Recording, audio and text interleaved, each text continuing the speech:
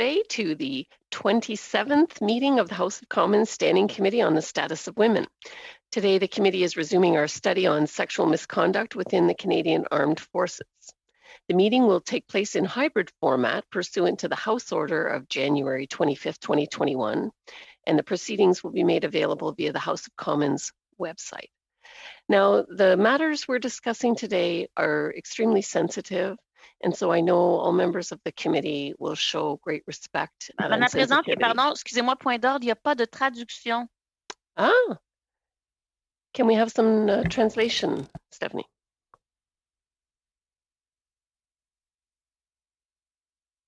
Please proceed. Good. As I was saying, is it better, Madame LaRouche, you can hear it? J'entends pas de traduction. Non, il n'y a pas de traduction. Please suspend.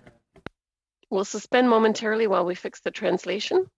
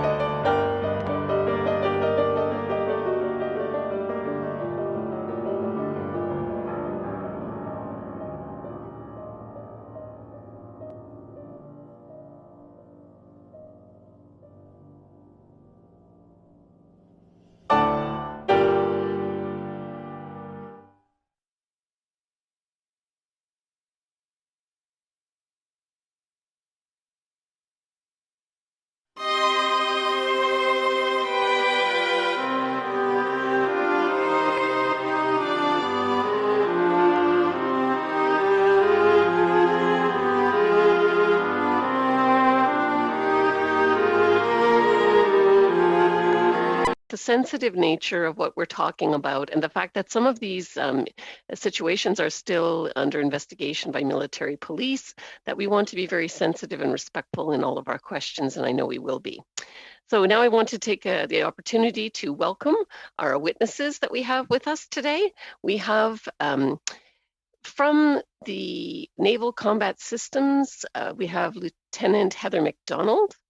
We have Dawn McElmole, who's a registered nurse, and we have Emily Tulloch, who's an aviation technician, as well as MJ Batek from the Survivor Perspectives Consulting Group. And each of you will have 5 minutes to make your comments, and I will hold up my little card when you get close to the end of your time. And so we'll begin with Lieutenant McDonald. 5 minutes. Thank you, Madam Chair. First, I want to say that this issue is too important to get wrong. For many years, we have been embracing doing more with less, trying to find efficiencies where we could, and I feel we've pretty much reached the point where we can't do much more with much less. We are starting to burn out our own people. So people in the military were already stressed, and then we had a pandemic. The pandemic has not helped. I worry that if nothing comes from this issue, which has so much heat and light, that it could, we will lose hope. People in uniform will lose hope that any other issue can be fixed, and that could trigger more people leaving uniform than what our organization can handle. My second point is that the Navy is unique from the environment we operate in, the way we operate, and the training it takes to make it through our junior ranks. We are unique. That means that any solution that is found for helping us to cement a change for the better will need to be capable of customization for the Navy, or it will not work for the Navy. Getting justice for incidents of sexual assault is generally very difficult for the average female in our Canadian society. It becomes more difficult when you are trying to get justice through the military under the National Defence Act, where there are more options to plead down to an NDA offence, which carries little consequences for the perpetrator. And it becomes even more difficult if you are in the Navy and the incident happens on a Navy ship at sea or in a foreign port. We do not have police officers with us on ship, so if there is a need for an investigation, we rely on our coxswains and our chiefs to do unit disciplinary investigations. This greatly reduces the chance that there will be admissible evidence gathered and preserved to help the victim find justice in a court of law. Most times, the victims pays the greater price than the perpetrator when they come forward, and that is why most victims are reluctant to come forward. We need to fix this. We need to make this a better, safer place for females to work. The Me Too movement very much exposed our societal gender problems. The military somewhat amplifies those issues because of the fact that females are also a minority. As a minority, we stand out, and we end up being more under a constant microscope than the average male sailor or soldier. Added to that, females of all rank levels have a very fine line that they have to walk. Acting with too much empathy or concern, and you are labeled as mothering, which is not perceived as a positive or sought after trait. And on the other end, being too firm or decisive, and you are labeled a different derogatory term. One area that I also think we need to understand is what I have heard called the old boys club. For the most part, what I hear is a denial that it even exists. We are in an organization that relies on the most basic trust of your fellow soldier or sailor. When we find ourselves in hazardous conditions, we rely on the people we are working with to have our backs, to keep us alive. This creates relationships that are strong and cohesive. This is what we want for our organization. The problem becomes when those relationships are taken off the battlefield and applied unchecked. They can further pervert the balance of power and make it even less likely for victims to get justice. We want these relationships to happen. We want to encourage that, but we also need to recognize when those relationships need to be checked, and we need to put balances in place to make sure that they don't end up poisoning our organization. We can't get to that if we don't even acknowledge that they exist.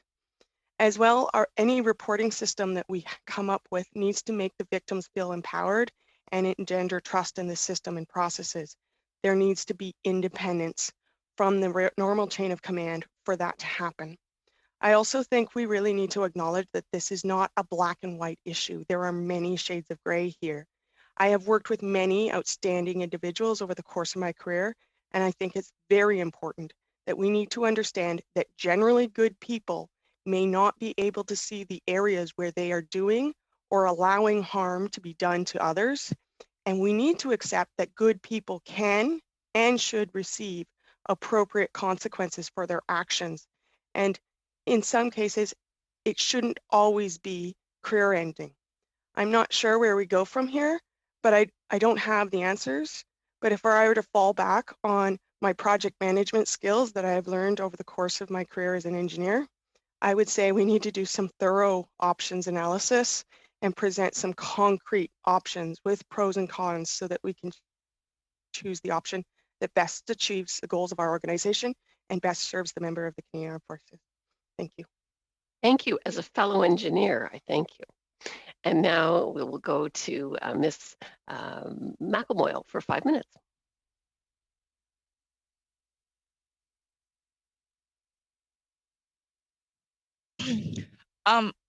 When I left the military, I felt betrayed, abandoned, broken, and like I was still at fault.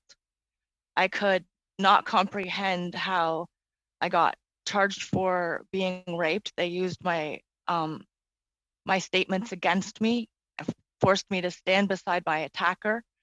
I couldn't understand why I got harassed on ship and then I got released straight out of the psych ward. So I kept asking questions. I got my release changed.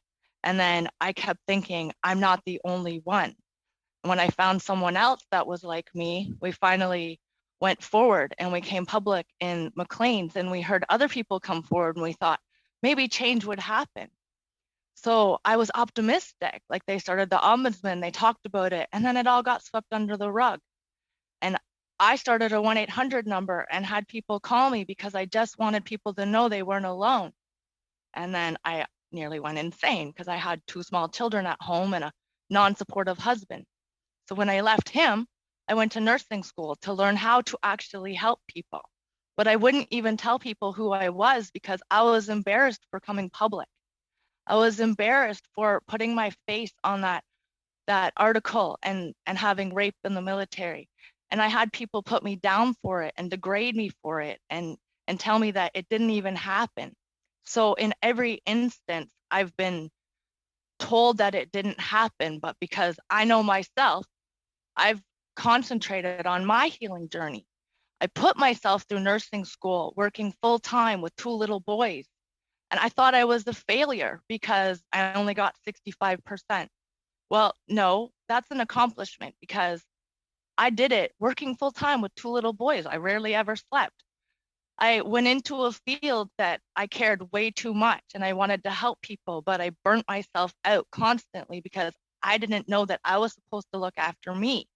I was like, I totally about service. I always wanted to help people. That's why I joined the military. So I had to take a cold, hard look at myself because when I left the military, I had no self-respect, no self-worth, and no self-value. And I instilled those into my boys. And then I have a granddaughter, and I had to look and say, wait a second, I need to change so that I can make a difference for her, for my boys. And the only thing I'm going to make a difference with is myself. So I have spent the last little while, like I found like-minded people. I started to heal. And then I started to see that not everything was a failure. So I changed my mindset. And I was also over-therapized because they all knew I had PTSD. So they kept sending me to therapy. But it wasn't helping me because I wasn't at a state for them to hear what they had to say. And plus, they sent me to a child psychologist. They didn't know what to do with me. I went to Marianne Monsef in 2016, I think when she got promoted as the Minister of Status of Women. I laid all the Maclean's articles out for her and told her that we need to do something and make a difference. And she just said, make another appointment. And then one of her assistants said, oh, join an organization and write a proposal. And I'm like, oh my goodness. So I went back to school and I took Indigenous studies because I'm constantly educating myself so I can see different perspectives. And now I can look back at all of it and I can see the change that has happened. And then I'm getting people telling me, thank you for what you did. And it's completely blowing my mind because for 20 years, I thought that I was hated and I did a horrible thing by coming public. And now I'm starting to see that I'm the timestamp that they can't deny. So they can't say that they didn't know it was going on no matter what. So I've accepted the fact, and I've also seen change happen. I've reached out in very angry ways to like high-ranking officials. And instead of getting angry with me, they've seen my frustration and they've acknowledged my hurt and my trauma. And they've come back with like, you know, thank you for everything you've done and your concern for the military and hold your head high and stuff like that. And it's kept me going.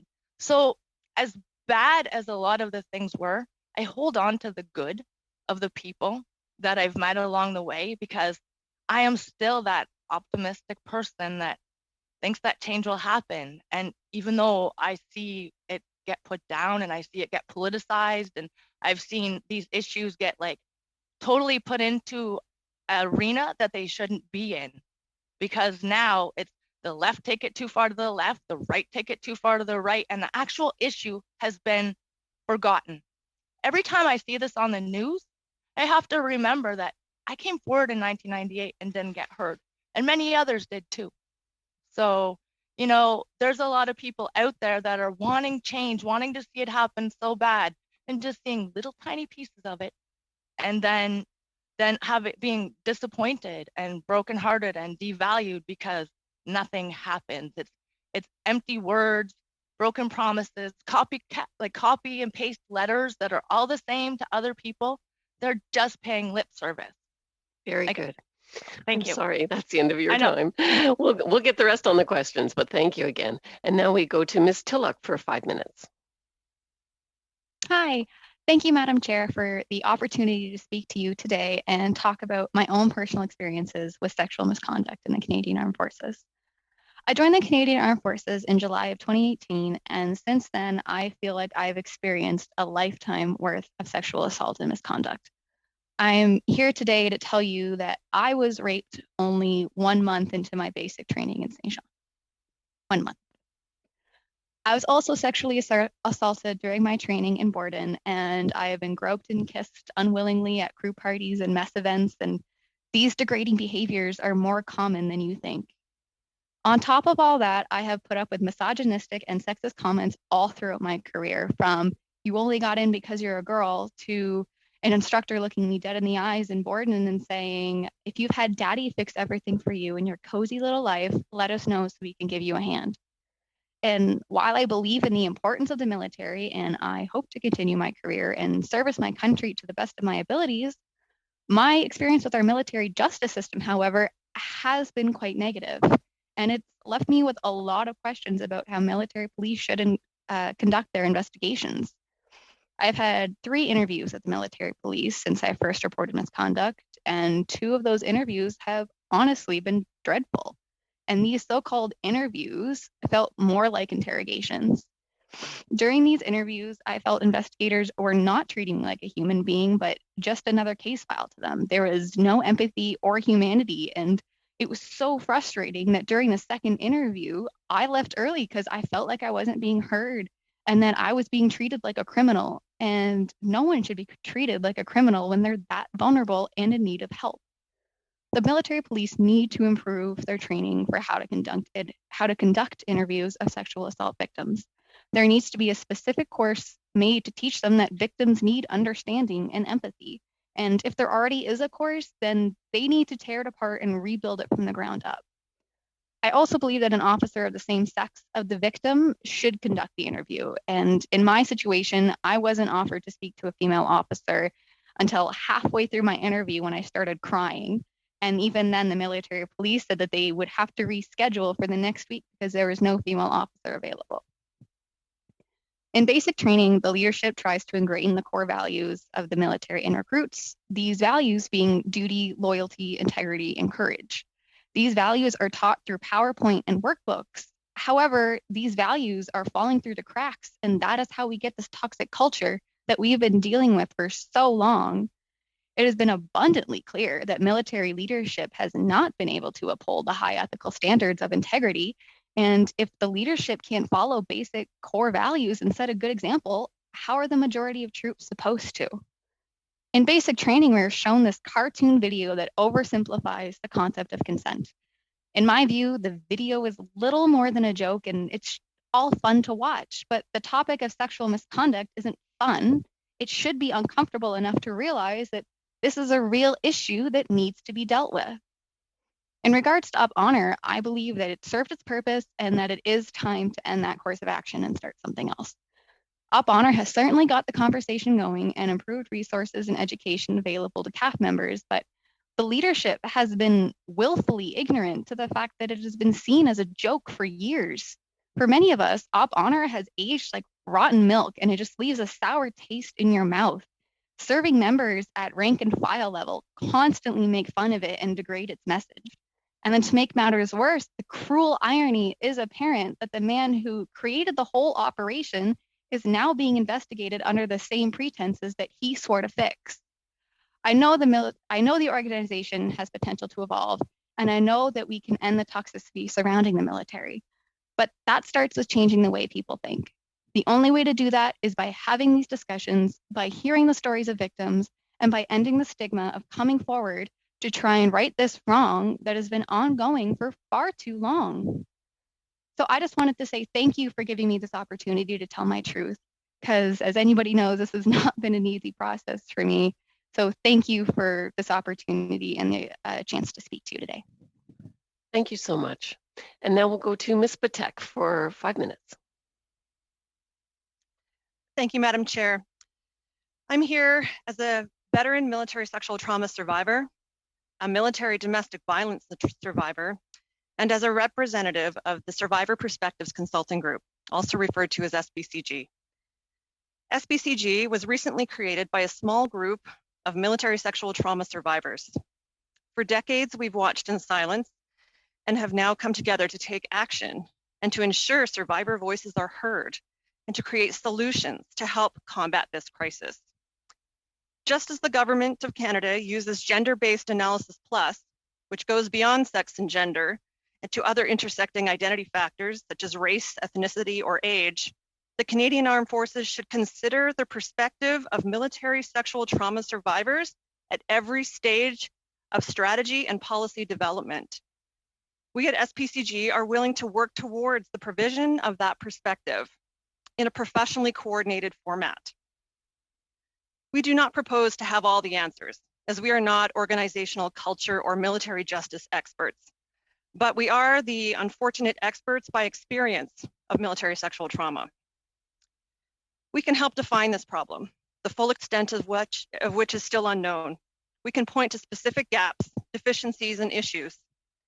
We know, for example, that the internal reporting mechanism is flawed and that independent oversight is badly needed. We can help find and develop solutions, immediate, medium, and long-term solutions, because we have ideas. We have ideas that can be developed into plans, policies, and programs. For example, we've developed a one-day workshop that can be used in the immediate term to help kickstart the culture shift that is desperately needed throughout the organization. This training package, called the Frontline Workshop, is survivor-born and is based on civilian best practices, curated specifically for the Canadian Armed Forces. The Frontline Workshop will challenge and confront the social norms and unconscious biases of the attendees. It will shake their foundation and open their minds unlike anything the military has done before. We can provide feedback on and input into strategies, plans, and policies every step of the way during development, implementation, and monitoring stages. Just like any GBA plus analysis of various identity factors, we want to provide the military sexual trauma survivor perspective with potential solutions to the Canadian Armed Forces as a professional voice, as well as to other stakeholders such as Veterans Affairs Canada. We are currently in the building phase of our organization, but we are aiming to represent multiple identity factors, including men, Indigenous, veteran, LGBTQ+, and civilian survivors, among others, as this is not specifically a women's issue. And yes, I did say civilian survivors, because it is important to note that the impact of a sexualized military culture is not limited to members of the military. The impact reaches beyond the perimeter of the workplace and negatively affects the lives of military families, spouses and children, as well as the community at large. A sexualized military culture, in many cases, may lead to military domestic violence, child abuse, and civilian sexual assault. Not only does this culture provide a safe place for perpetrators to hide and exist under the protection of a uniform, but it also inadvertently teaches the victims to tolerate the intolerable, which leads to lives plagued with mental health challenges, potential homelessness, and future abusive relationships. The social cost of allowing this toxic culture to survive extends to the Canadian public. And that makes this a Canadian problem with real financial and social costs affecting all taxpayers. In closing, when Lieutenant General Eyre testified before this committee on March 23rd, he explained that his approach to changing the sexualized military culture was based on two streams, the second of which included listening and learning. This is exactly where SPCG fits in. Our team can provide the perspectives needed to ensure that every strategy, every plan, every policy, and every program aimed at tackling this crisis is viewed through a survivor-informed lens. We want to be part of those meaningful consultations as a way to help make the Canadian Armed Forces a better, safer place for those who come behind us. Thank you, Madam Chair, for this opportunity. I look forward to your questions. Thank you very much. And now we're going to begin our first round of questions, and we'll start with Ms. Alislav for 6 minutes. Thank you very much, Madam Chair, and thank you to our witnesses. I would like to take a quick moment to assure you that many of us on this committee and Defense Committee recognize that we are the last line of defense. We are the elected officials, and in a democracy, it is our responsibility to ensure that our institutions and those who honorably serve in them are protected and are a reflection of our values. And so we will do our very best, and collectively we have failed. We have known about this, as you so aptly pointed out, for 25 years. When I was a recruit, when I was at military college, we knew. So the fact that we haven't done what it takes to fix it is unconscionable. But I thank you nonetheless for still pursuing, coming forward, and making sure that we know what we need to do. Because as you put it, Lieutenant MacDonald, this is far too important to get wrong. And if we don't get it right this time, it will affect everything, our Canadian forces and our ability to protect the values of our nation and embody them ourselves. So it took great courage, and I sincerely thank you. I would like to ask first, Ms. Tulloch, if I could, what bravery, what courage, and what an attitude that you have to come forward. So right on ya, girl. Don't back down. You deserve this career. Stay with it. Can you give me some understanding of why it's a joke? Why is sexual harassment not taken seriously? Why do you believe that they think it's okay to do what they do? First of all, thank you for the question. And honestly, I think that this has been, people think it's okay because it's been going on for so long and nobody's corrected them otherwise. And like Lieutenant MacDonald mentioned, there is a boys club. It's filled with type A personality jocks that have a pack mentality that stay together and want to stick up for each other. And what they think is okay may not be okay for the minority of the Canadian Armed Forces.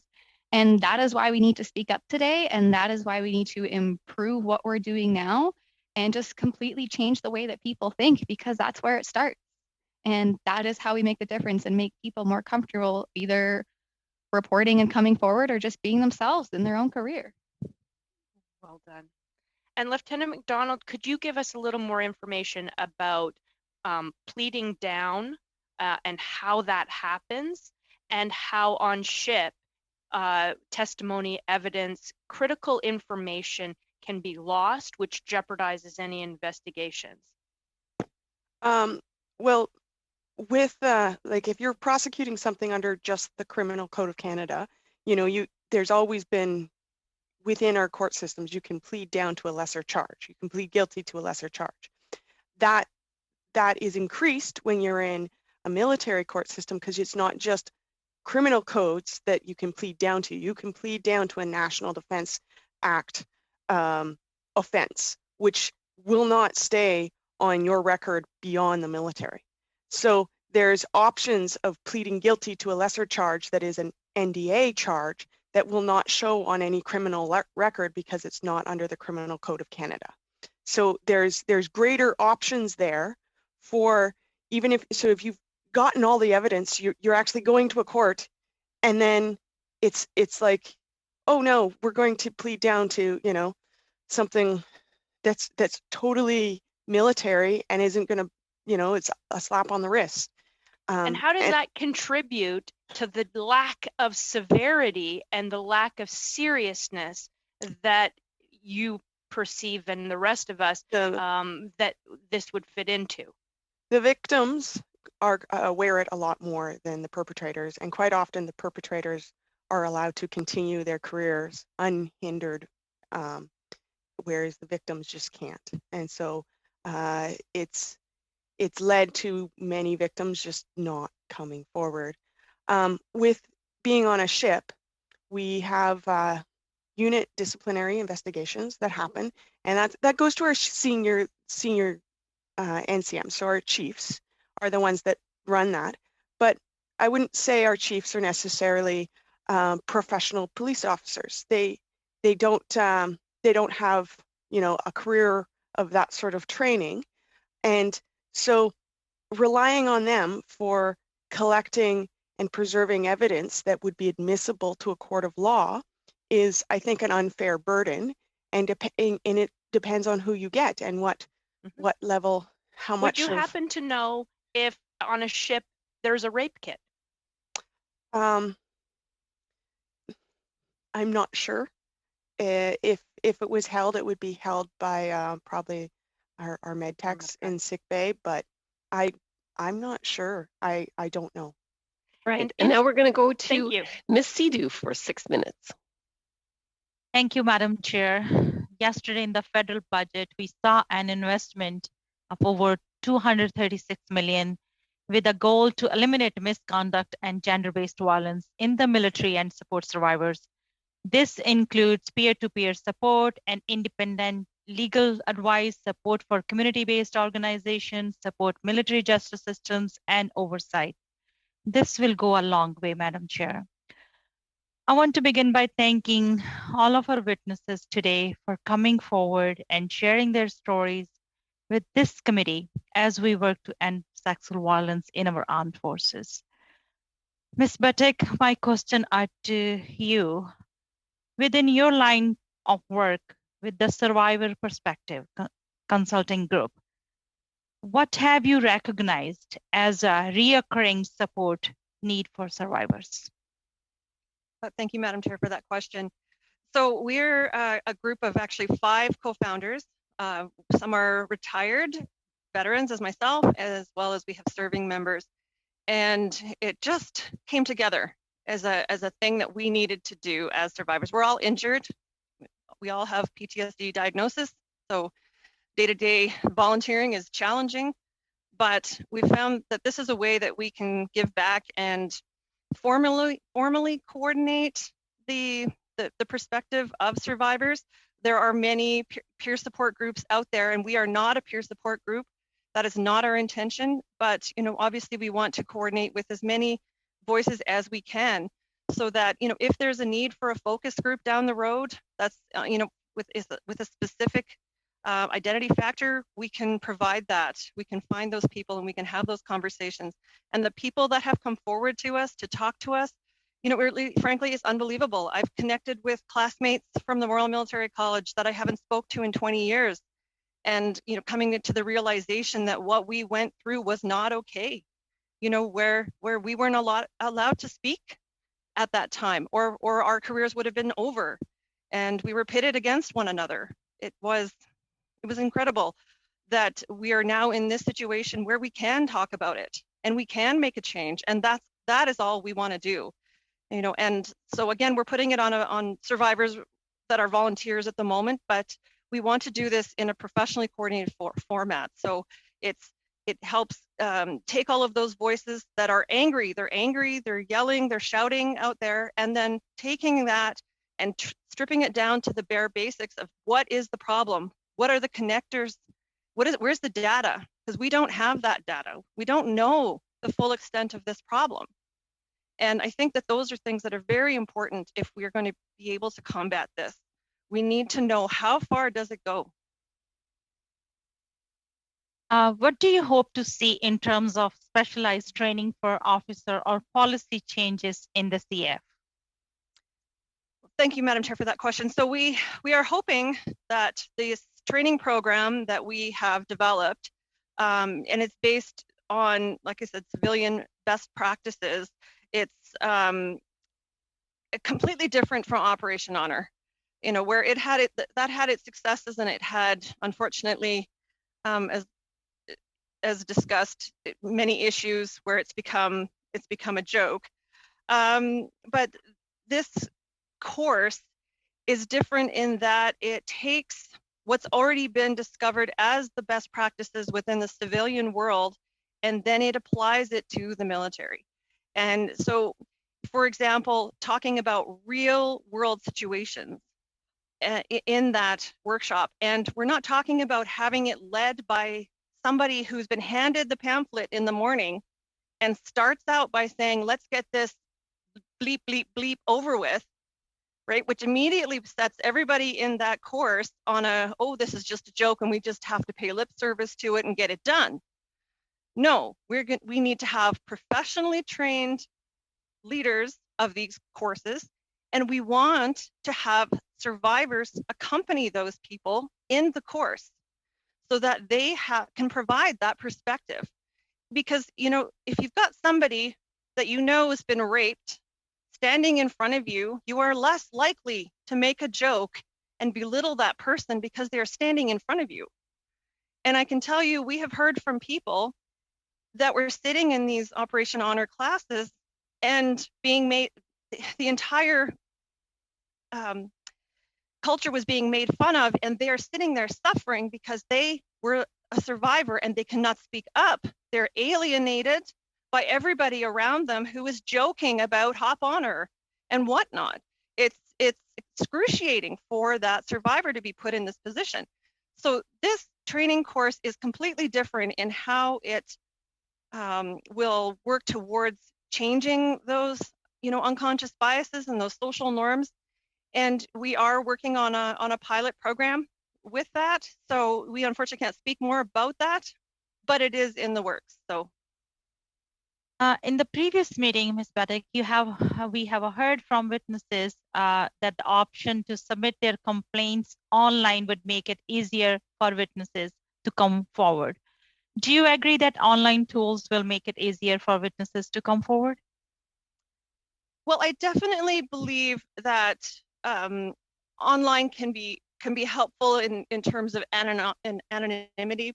It is extremely difficult for victims to be face-to-face with a stranger trying to talk about their situation.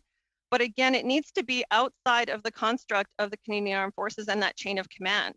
Because if you know that the information that you are presenting is just going to go to your CO, which may be part of the problem in certain cases, then you're not safe.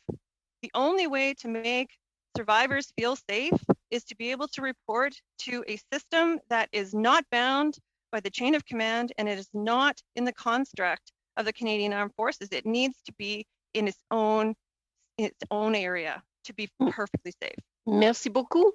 Maintenant, Thank you very much. Now, Madame Larouche, you have 6 minutes. Thank you very much, Chair.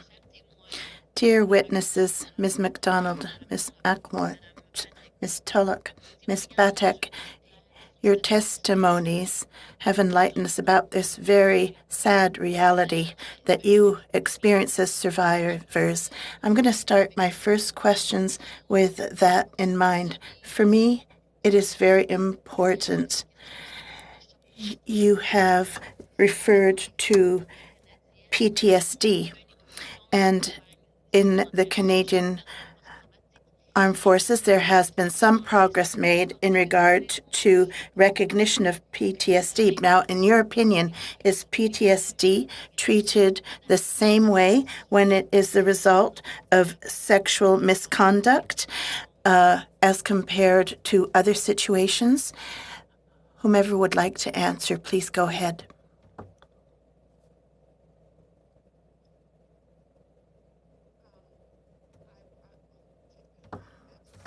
That it's not taken the same way, and that because you don't get that diagnosis, you do get you don't get the same supports that someone who is diagnosed with PTSD.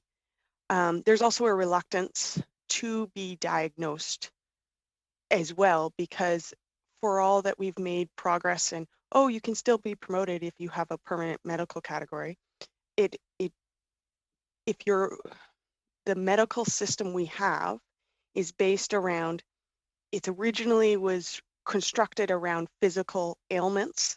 And so if you get a broken leg, to come off, you get a temporary medical category, and then to come off of that, you have a medical doctor says you're 100% fine. If you have a mental health issue, it's very hard to ever come off of the temporary medical category, because there is no way that a doctor can say you're 100% fine. So it quite often will lead to a permanent medical category.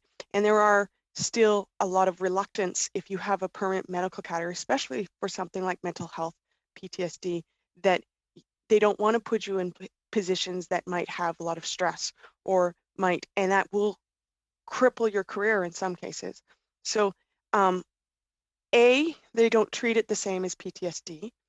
And so you're closed to a lot of the help that you'd get for PTSD. And B, there's a lot of angst around even getting a permanent medical category with regards to mental health, because our system is set up for physical ailments much better than for mental health ailments. And we need to separate those systems so that mental health ailments are treated by mental health professionals and not the same as physical ailments. And sexual assault should also be seen given the same support systems as the PTSD. May I speak for a second about it not outside of the military context and in the veteran world? I have found that a lot of the programs for PTSD, they will not accept you if you've had military sexual trauma. There's not funding for it. So even though you have the same diagnosis as some of the other people, you don't qualify for that program. But I've also found that, I do meet a lot of the combat vets, and the PTSD is all the same. It's what happened to us that's different. So there does need to be, and there is a call for some specialized programs for the people that are abused, that are more open, because I tried to get into OSIS, things like that, and they didn't want me because I didn't conform to what their objective is, because I was military sexual trauma, not OSI or not being deployed. And I find a lot of programs will look at me and go, oh, you didn't get deployed? Okay, we don't want anything to do with you. So there is a call in the environment after you leave the military for some specialized setup things that would help outside of the PTSD context.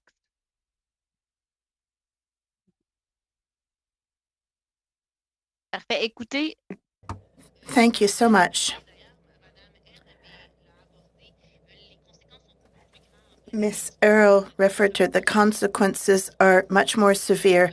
For example, PTSD as compared to when you suffer it from being deployed abroad. Now, you've talked about the male toxic atmosphere and also it leading it to further consequences like even domestic violence. And so this could also perhaps manifest itself when deployed abroad. Would you like to comment? Ms. Batek, do you have experience? Have you heard about cases? You've mentioned it for cases here at home, but what about for cases abroad? Go ahead. So, definitely, well, I myself am a military domestic violence survivor.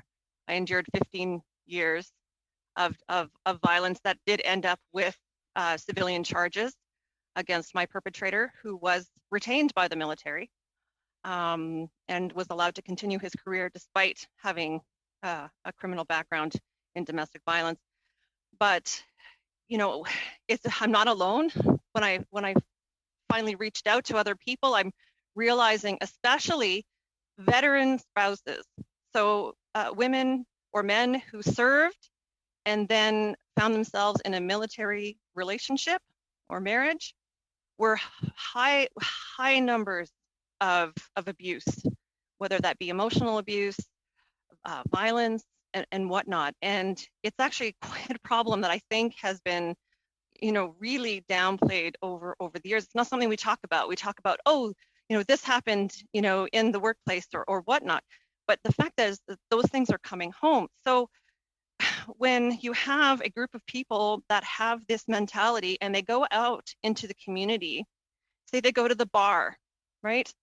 They're going to treat, let's use an example of a group of men coming off of a rough deployment or whatnot.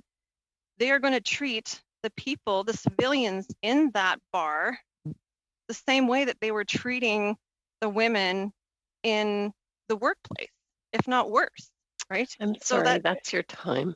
Now we're going to Ms. Matheson for 6 minutes. Thank you, Madam Chair. And I wanted to echo how much I appreciate everybody, all the witnesses coming forward. It's certainly it's not easy, but I hope that this helps you. I hope that this helps other people, and ultimately the findings of this study do that. One of the things that we have heard repeatedly, there seems to be meeting after meeting, there seems to be this disconnect, and so we're hearing from people who had served, are serving, and there's a very different take on what's actually happening on the ground versus those in leadership positions. Specifically around, and there's an idea that things are changing, that there is a movement towards that change. But I wanted to ask specifically a couple questions about the treatment of people who do come forward. We heard from the Provost General that confidentiality, and SMRC as well, that the confidentiality of people who come forward is held to the highest level.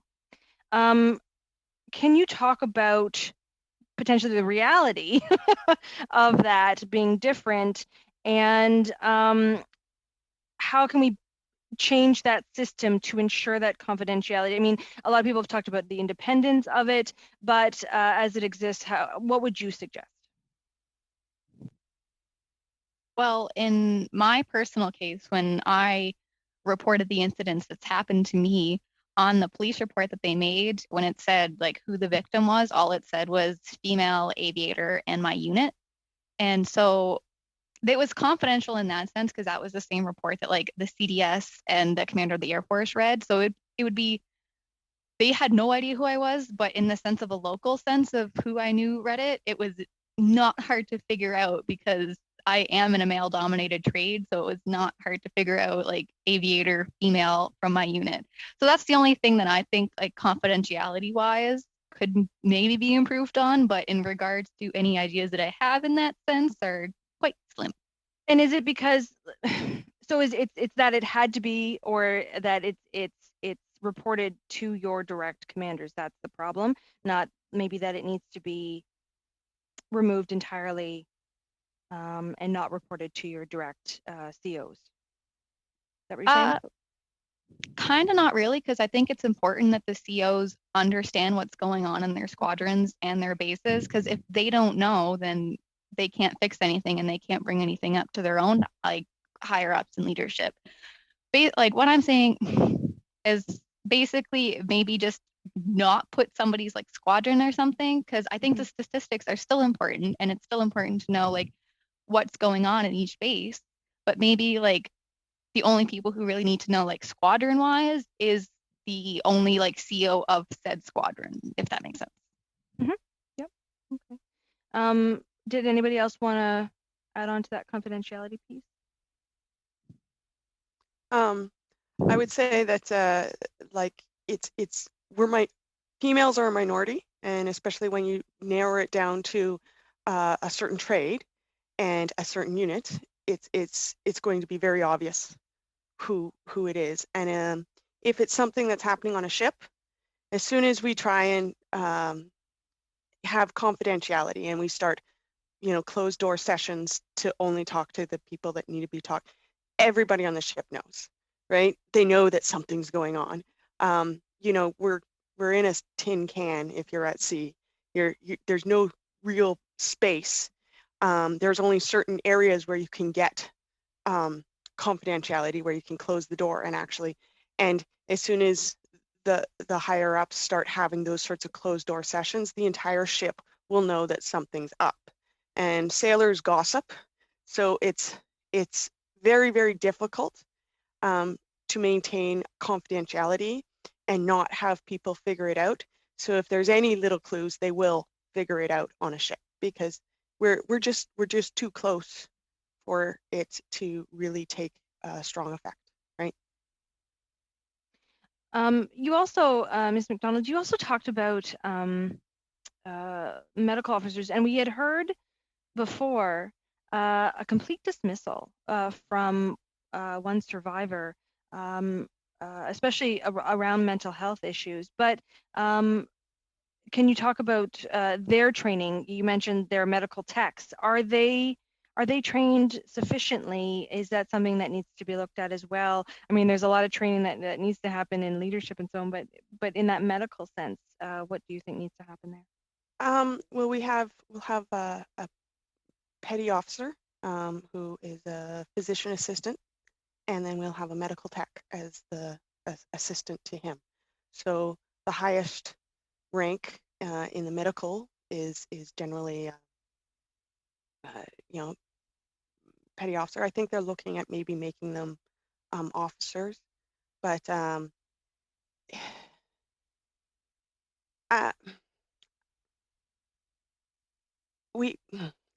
would be, yeah. I'm for mental health. I think if you're deployed, we have our padres, and I think that people will go to the padre a little bit first before they go to the actual doc, if you will. I don't think there's a whole. You talk to your buddies a little bit more. We can only take so many people on ship, right? And the people we take on ship have to do multiple things, and when you're doing multiple things, you don't become deep experts in that one thing. You have to be more of a generalist, and we are very limited on the bunk space we have, so to get the job done that we have to do. So we have to choose where it's going to be most effective, I guess. Very good. And now we're going to go to Ms. Wong in our second round for 5 minutes. Thank you, Madam Chair, and I'd like to also thank all the witnesses. Telling us such powerful, your experiences, which actually have such long-term impact, not only on you, on your families, and also on the rest of our society. So I thank you all for doing that, and especially um, those who came out to tell their story for the first time. So the following question is for Lieutenant McDonald. So Lieutenant, you mentioned that we need to conduct an option analysis. And while I recognize you may not feel comfortable giving us official recommendations, could you give us some of the options you think should be considered? Well, just me personally, not me as a member of the Canadian Armed Forces or like there are other countries who have inspector generals, which are completely aside from the Minister of Defense. And we could put the Sexual Response Center under there. We could put our ombudsman under there. We could take the CFNIS and put them under there, so they actually have a trained police force that can investigate, and that trained police force is actually independent from military police and from the military. These are options that we could do that is completely separate.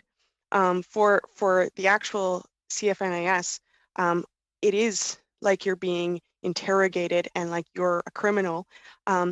I know in civilian sides, I shouldn't have to be depending on the person I'm talking to is asking me questions to give me emotional support. When you're answering questions about this, there is going to be emotional side effects. Why I couldn't bring a service dog or something in there to provide the emotional support that I needed without having to rely on the person asking me questions for that. Why does that pervert justice? I don't think it does. Like, we should be thinking about these sorts of things in our processes, and we should also be making sure that they're all independent. These are just some of the things I think could be options. I'm not sure. Thank you very much. And also, can I ask Aviator Taluk as well? Can you shed some light on this question? What options would you recommend? Sorry, can you repeat just like that first part of the question, please? Okay, so it's been mentioned that we need to conduct an option analysis, and I think since you are now still serving, and I recognize that you may not feel comfortable giving us official recommendation, but at least could you give us some of the options you think should be considered? And I applaud you for coming up for the first time to tell us your experience. And I was really angry to hear that, as early as the first month you were recruited, in serving, that you already got that terrible experience. Yeah, it was quite a bad welcome to the military. But I think the options that we have to really look at is the training and recruitment. So in regards to the NIS, that was one of the interviews that did not go well for me. And that was a person who I felt like I wasn't being heard. So I think we really just had to take a step back and retrain these people who are supposed to be taking our stories and dealing with them and investigating them. We really need to retrain them in how to be a people person, because I know they have to be nonpartisan, but it gets to the point when a victim is telling you that they were raped or sexually assaulted, you still, like, as much as you want to be non-biased, you still have to treat them like a person and not a case file, as I said before. And then also, I find when it comes to mental health, the military has to outsource a lot of the times. Like, for example, like I'm seeing like a civilian therapist. And so I think like the military should honestly take a step back and look at recruiting maybe like officers or other people actually into service that are therapists, that are psychologists, that are actually professionally trained and have a degree to handle the aspects that sexual assault and sexual misconduct envelopes. Final round of questions to Ms. Dillon. Thank you, Madam Chair. And I would like to start by saying thank you so very much to our witnesses for being here today, for sharing these shocking and painful stories. It's very, very hurtful to hear that this can be happening in the Canadian Armed Forces. And it's very true what you say. It affects all of us as Canadians. every single one of us. And all of us on this committee, we are thankful to you wholeheartedly. It takes a lot of courage and wisdom to come and share your experiences. And despite being treated the way you were and shunned and whatever you went through, you are here today. You are strong women. You are an inspiration to all of us.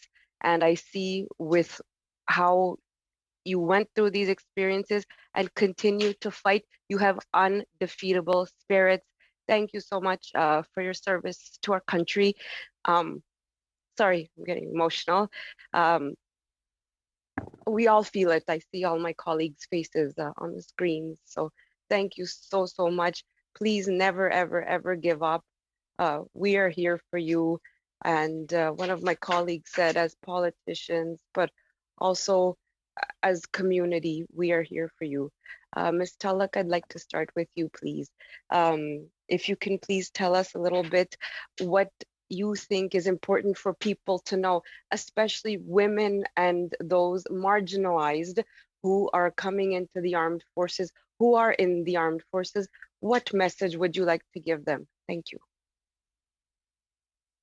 I would like to give them the message of, actually, when I was in basic, one of the master corporals told me this and it stuck with me. And she said that when you put on this uniform, you feel like you have something to prove. And I just want to tell all these women, like my fellow service women and people who are thinking or are joining up, that you have nothing to prove to anybody. You have this uniform and you are wearing it because you chose to, and the only person that you have to make happy in this uniform is yourself. You have nothing to prove to anybody.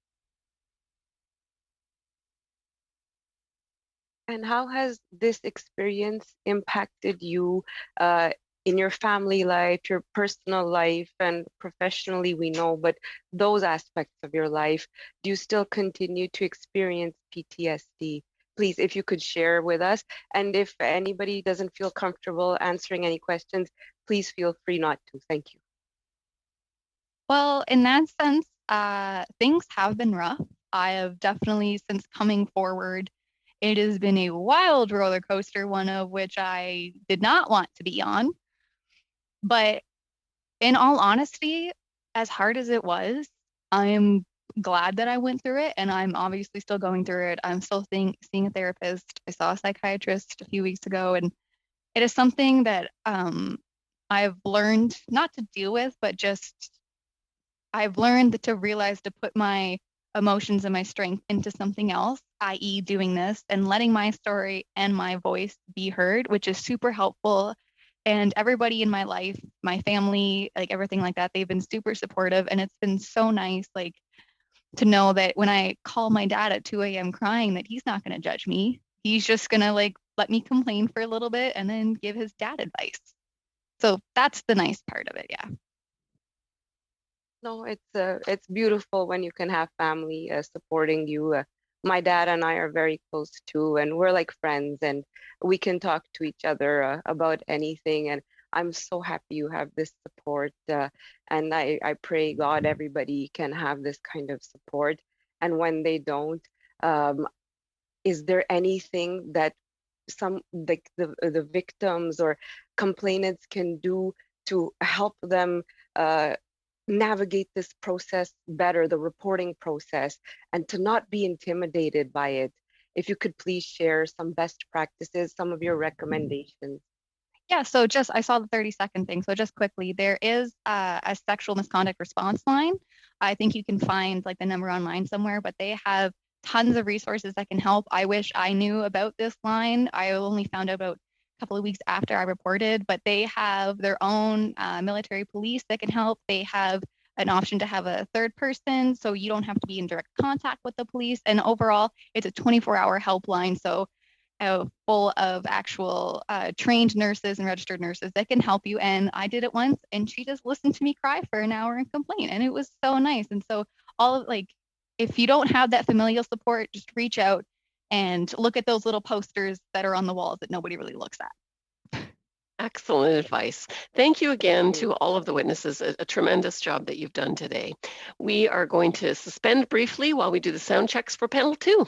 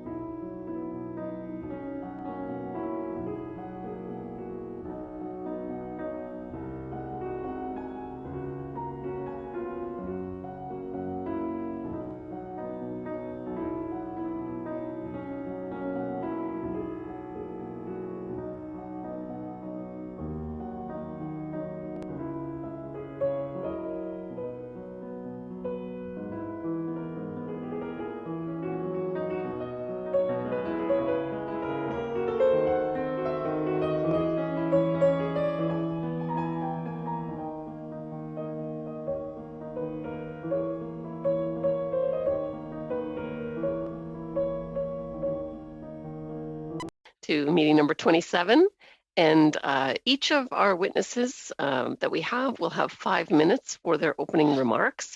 We have Lieutenant Colonel retired Bernie Boland, and we have Colonel retired Michael Drapeau, who's also a professor at the Faculty of Law at the University of Ottawa. And so we'll start with you, Mr. Boland, for 5 minutes. Madam Chair, thank you. I'm Bernie Boland, retired Lieutenant Colonel who served honorably in the Canadian Armed Forces for over 30 years. And for the past 12 years, I was an engineer in the public service. I retired in December 2020. At the March 23rd, 2021 committee hearing, Minister Sajjan stated, "I take any allegation, regardless of rank or position, very seriously. We are committed to addressing all allegations, no matter the rank and no matter the position. And sexual misconduct, harassment, and inappropriate behavior are not acceptable. We must call them out for what they are, an abuse of power." My testimony will present a concrete example of the difference between what D&D practices and what it reports in addressing misconduct. My case is comprehensively documented.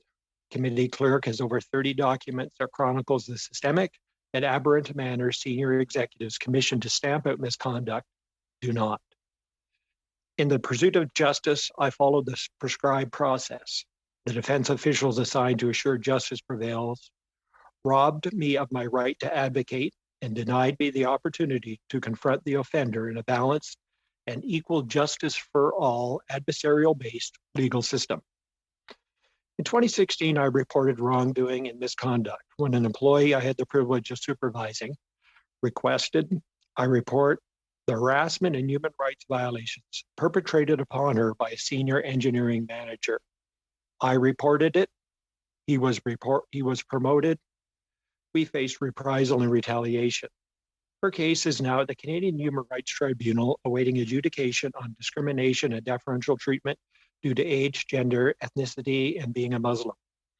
Once I reported the misconduct, I became an organizational threat. In retaliation and to exonerate those responsible and culpable for the misconduct in human rights, I reported D&D in a formal departmental submission to the Canadian Human Rights Commission secretly made me the scapegoat for the misconduct. I was made aware of D&D's surreptitious actions by the woman harassed. D&D secretly making me a scapegoat is reprehensible, and I vehemently protested. On January 13, 2021, I formally submitted a complaint to Minister Sajjan against the Deputy Minister, Jody Thomas, for condoning, as proper departmental conduct, D&D's secret scapegoating of me.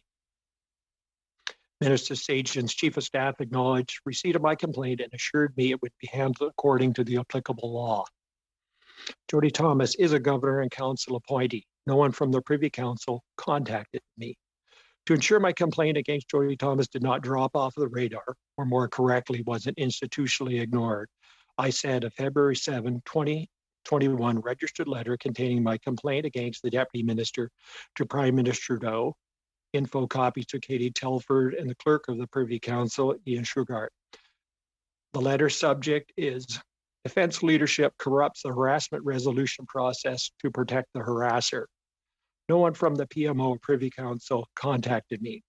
However, Minister Sajan's seriousness and commitment to address all allegations, regardless of rank or position, against the Deputy Minister, Governor, and Council appointee was summarily and arbitrarily dismissed without investigation by Mr.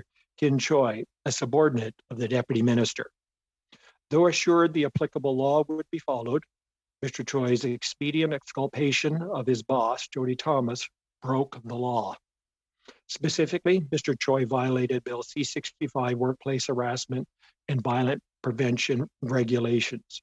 Mr. Choi is responsible for the coordination and implementation of Bill C-65 in D&D. He is also D&D's functional authority for harassment prevention and resolution. Mr. Choi's conduct is rife with conflict of interest and bias. After Mr. Troy Crosby, Assistant Deputy Minister Material, deemed D&D secretly making me a scapegoat to the CHR was proper conduct, I formally complained to Minister Sajan because the Deputy Minister did not take timely action on my complaint against her subordinate, Mr. Crosby. Mr. Choi, a peer of Mr. Crosby, summarily and arbitrarily dismissed without investigating these allegations. Mr. Choi also summarily and arbitrarily dismissed my grievance against Mr. Crosby for Mr. Crosby's failure to follow procedural fairness.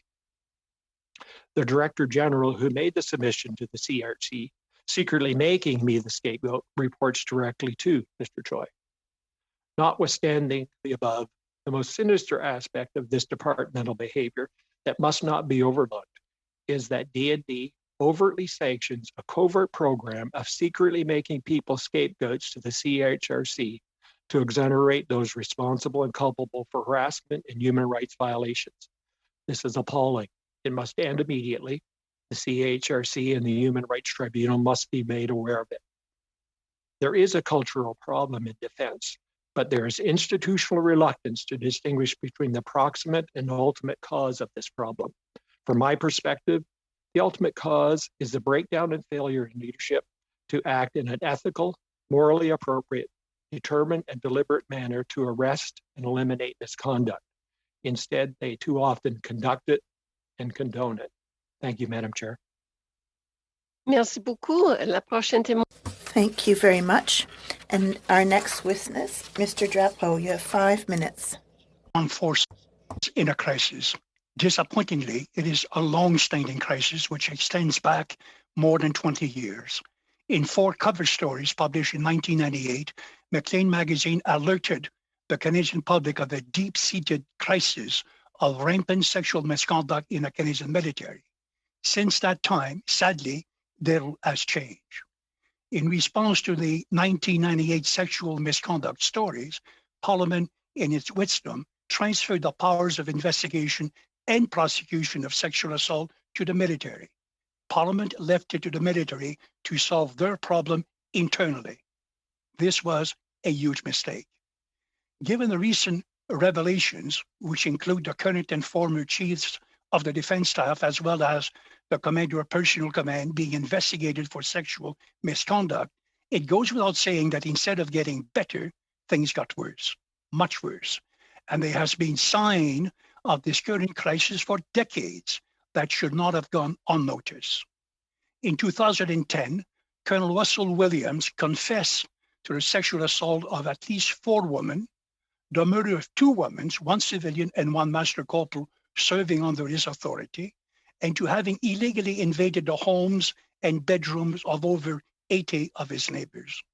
In 2014, Maclean's and L'Actualité magazines published a result of their investigation into sexual violence within our military, with Stéphanie Raymond, the victim of sexual misconduct by one of her male superiors, on its top cover.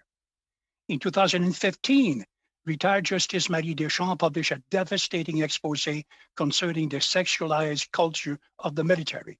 Her report made a number of recommendations, a number of which would inure and remain inured by D&D. And There is more. According to a survey by Statistics Canada in 2018, approximately 900 regular forces members were victims of sexual assault the previous year. Just let that sink in. The following year, the 2019 Statistics Canada survey showed that 68% of Royal Military College students witness or experience unwanted sexualized behavior in 2018. Also, it reported that greater than 1 in 7 female students were sexually assaulted in 2018, many of which were not reported. In response to this long-standing crisis, the current senior management team at National Defence, led by the current minister, the current deputy minister, and the since departed CDS, General Vance, joined ranks to put into place a program under the exaggerated title of Operation Honor as a means to bring discipline and fundamental respect and safety for women in the military. Truth be told, Operation Honor has proven to be based on conjecture and mostly an exercise in hyperbole. It's not working. Since the announcement of Op Honor, our military crisis has worsened. Given my long-standing interest in this matter, over the past decades, I have often appeared before parliamentary committees. I've co-authored several legal texts, and I've provided commentary on this subject, proposing reforms to the military justice system.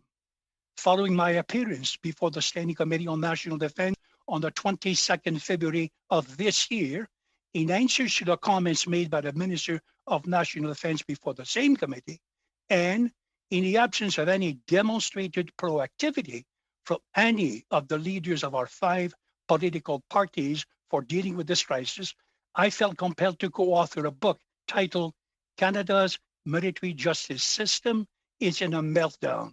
Will Government Act?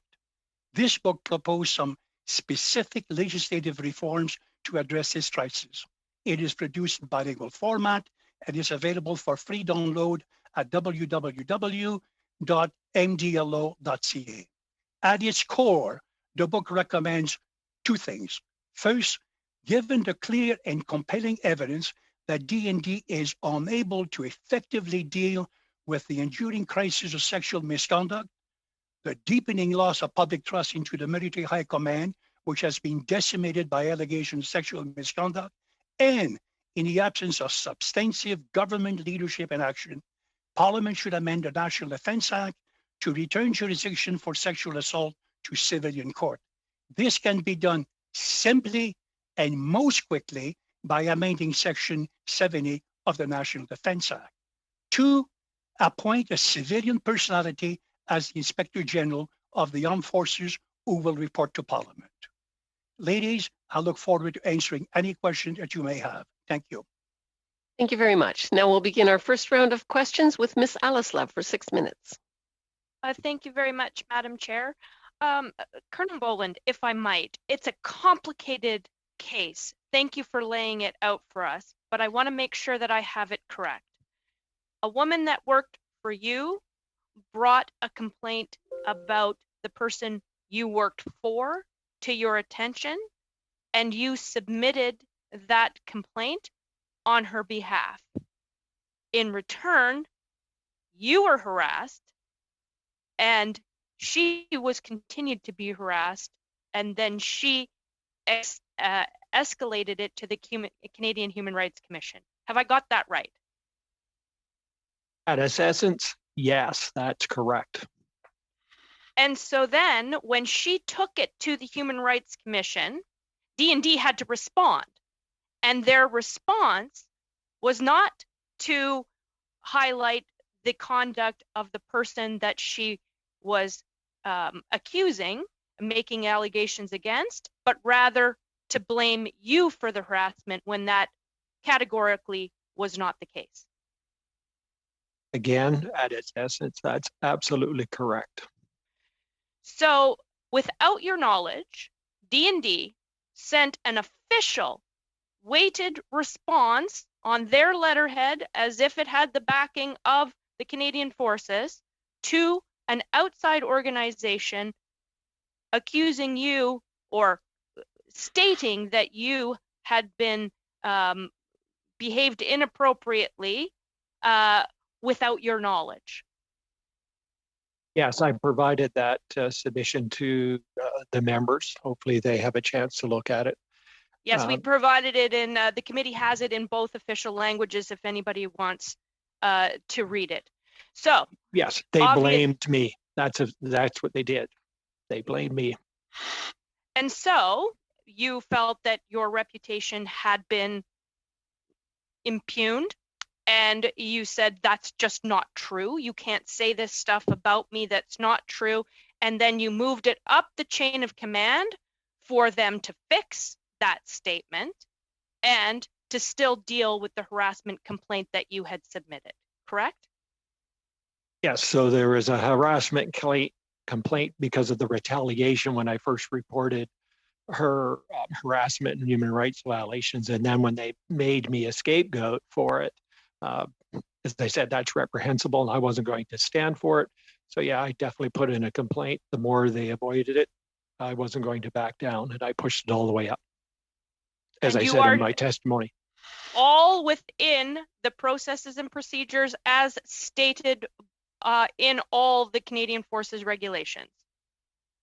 Yes, that's exactly what I used. I used the process mechanisms that were available to me.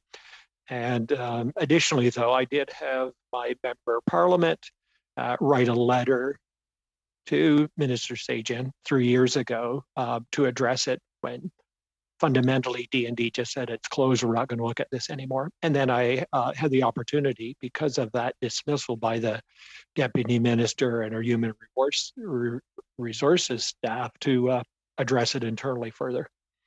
And you escalated it to the Deputy Minister, and then you made the Clerk of the Privy Council aware, and you made the Minister of National Defense aware. Is that correct? Yes, I escalated it to to the Deputy Minister on Mr. Crosby's case. It was brushed off and dismissed by Mr. Choi, as I said. Then I raised that up to the minister. In fact, I sent several letters to the minister on various aspects of my particular case and the woman's case as well. When that wasn't addressed, I sent a letter, as I said, a registered letter to the Prime Minister info, the Privy Council. And did you receive a letter back with the Minister of National Defense's signature? No, the only response I got on my issues related to scapegoating was, as I said, Mr. Choi's outright dismissal of it. And he was a subordinate to the Deputy Minister. So essentially, he responded on behalf of his boss to absolve his boss of any wrongdoing. Is that correct? That's absolutely correct. Is that typically how things would work in the process and procedures manual? No, but listening to some of the media reports, it seems the standard approach. When I heard what the Navy was doing on their,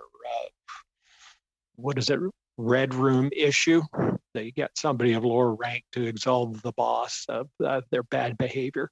It's very convenient for them, very inconvenient for those of us that are looking for justice or supporting those that deserve justice. But women in these cases.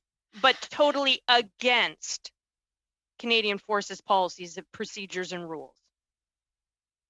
Yes, to my understanding, Mr. Choi, given the own policy that he's responsible for, says conducting what is called a situational assessment cannot be delegated. Very good. And so thank you very much. That's the end of your time. Now, I understand that the witness, we have Dr. Maya Eichler, who's the Associate Professor in Political Studies and Women's Studies and a Canada Research Chair in Social Innovation and Community Engagement, is joined us.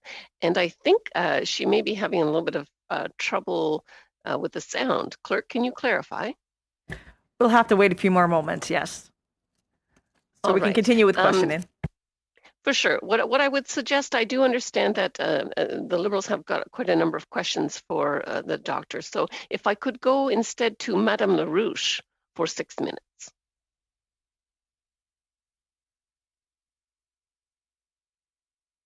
Madame la Présidente, donc les Madam Chair, did I understand correctly that the Liberals have no question?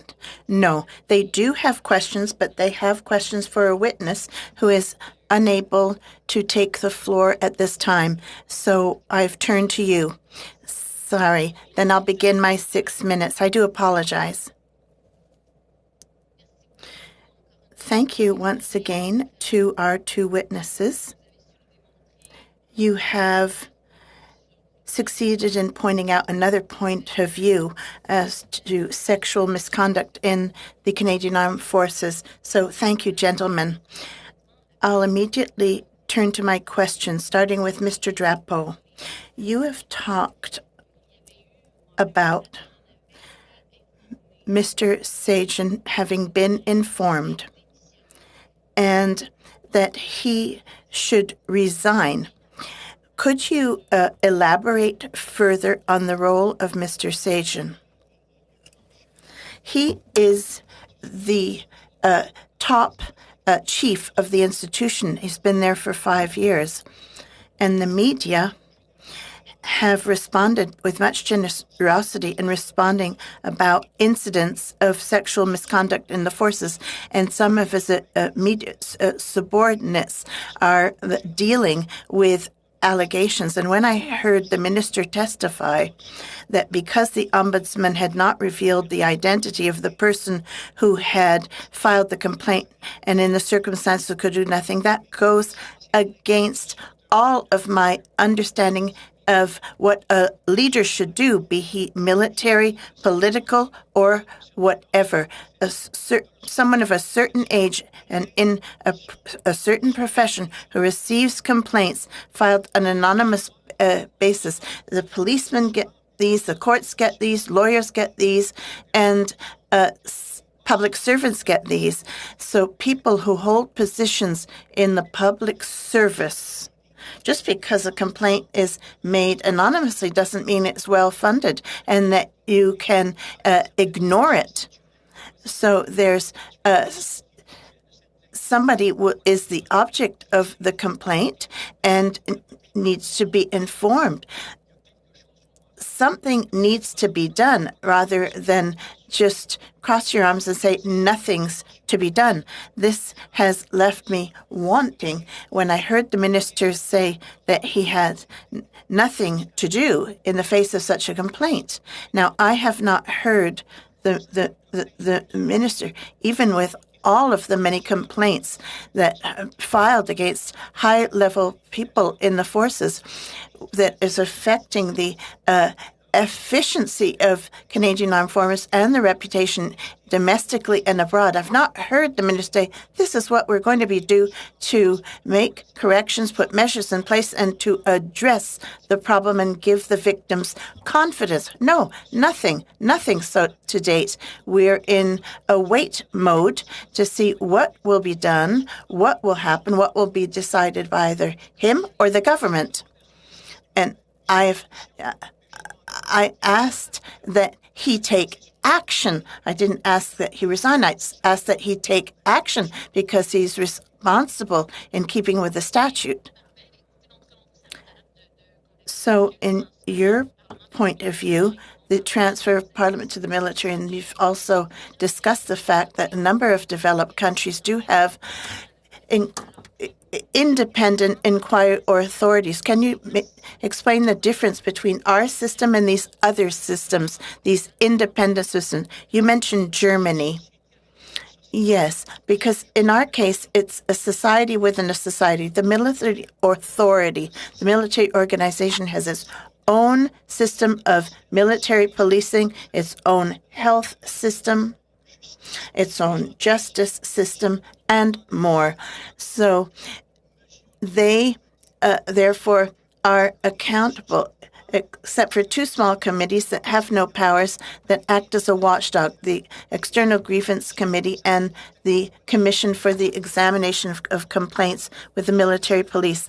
So basically, the Minister of Defense is untouchable and is not accountable to anyone in Parliament in all practical terms.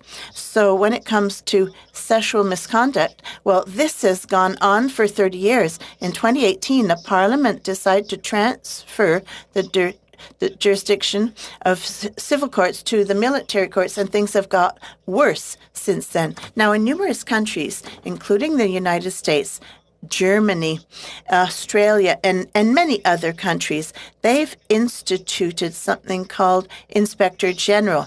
This is a civilian person who reports to Parliament, has the powers to inquire, and can make military authorities accountable, and has the authority to conduct investigation, pass judgment, and make recommendations. And his main role is to act as an officer of Parliament, give briefings, give information, give advice to parliamentarians who sit on the various committees, and to be. This is another way for victims to have the assurance that their complaints will be heard, will be investigated, and there will be no tendency to interfere, because we've just heard of an example of this. Now, if we want to enhance accountability and to foster confidence in victims, because the majority do not have confidence in the military justice and fear reprisals. So this is one thing we can do and should do. And it's something that was recommended by Justice Letourneau in 1997 when he wrote his report in regard to Somalia. Thank you. Claire, we're very glad you're here. If you could raise your microphone between your mouth and your nose, then I will let you have your 5 minutes to bring opening remarks. Go ahead. Thank you, Madam Chair and members of the committee, and I apologize for the connectivity issues I've been having today. My name is Dr. Maya Eichler. I'm an associate professor and Canada Research Chair at Mount St. Vincent University in Halifax. For the past decade, my research has focused on gender integration and sexual violence in the Canadian Armed Forces. I take this opportunity today to share with you my two main recommendations for how your committee can best help address military sexual misconduct. The first is to focus your efforts on developing an inclusive military culture. And second is to focus your efforts on setting up an external oversight mechanism to bring about and sustain this new inclusive military culture. I recommend a focus on military culture change because it is the only way to address the larger root causes of sexual misconduct in the military workplace. The mere fact that we are still here today talking about these same issues that have been brought before numerous parliamentary committees for many years shows us how much resistance there remains to creating a more inclusive military institution and culture. The present situation is not a new crisis, nor is it solely about sexual misconduct. This crisis is an outcome of the historical institutional design of the military as a quintessential masculinized workplace. Until 30 years ago, all combat-related roles and positions were open only to men. The very infrastructure and policies of the military were designed for men. Bathrooms, accommodations, equipment, uniform design, vehicle size, airplane cockpits, and medical care norms were based on the average male height, weight, strength, shape, and physiology. And the same is true for military personnel policies that were also designed to support men's lives, needs, and leadership styles. As a result, the military institution and its culture privilege male service members, specifically white heterosexual male service members. And this has created systemic legacy barriers and inequities for women and for others who fall outside the presumed quote-unquote ideal or norm, such as LGBTQ+ members, racialized and Indigenous members, or members with disability. It is up to them to expend the extra time and energy required to figure out how to fit into a system that was not built with them in mind. Previous attempts to address military sexual misconduct have focused on superficial and simple solutions, such as lifting legal barriers, increasing the number of female recruits, or ordering members to stop engaging in sexual misconduct. To date, There has never been an attempt to develop and apply a comprehensive strategy of military culture change. This would require a redesign of the military workplace to allow for a more inclusive understanding of what it means to be a member of the Canadian Armed Forces. And this brings me to my second point. The past 30 years have shown that the military cannot be expected to achieve the necessary culture change and institutional redesign on its own. And I therefore strongly recommend the establishment of a permanent, independent, external oversight mechanism to ensure the military institutional culture is not just redesigned, but also to ensure that that redesign is sustained in the long term. I have suggested three key principles for what this oversight should look like in a recent policy options piece from March 12th, which I co-wrote with military veteran Dr. Karen Greek. We suggested that the new agency should have a broad mandate. Ideally, it will look something like a civilian inspector general office. This new agency needs to report directly to Parliament. And the new agency should be informed by the voices of lived experience of those most impacted by the military's problematic culture. Effective oversight is no guarantee that military culture change will happen, but I believe it is its most important precondition. I would like to see us move beyond quick fixes and investigations, beyond a narrow focus on sexual misconduct and individuals. True systemic military culture change will require long-term efforts at redesigning the military institution. It will require public and political engagement. And most importantly, it will require an oversight agency with a mandate to report to Parliament. I see no other pathway to ensuring accountability for a military workplace that is safe and inclusive for all.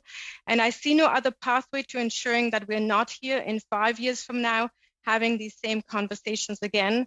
And so for the sake of all Canadians, in uniform and not, I urge you to seize this opportunity to bring about true systemic change in the military. Thank you. Excellent. Thanks very much. And now we'll go back to Ms. Zahid for 6 minutes. Thank you, Madam Chair, and thanks to all the witnesses for appearing before the committee today. My first question is for Dr. Eichler. Thank you for appearing before the committee today. You have written a lot about militarized masculinity and cultural norms within militaries. We talk a lot about the need for cultural change in the Canadian Armed Forces.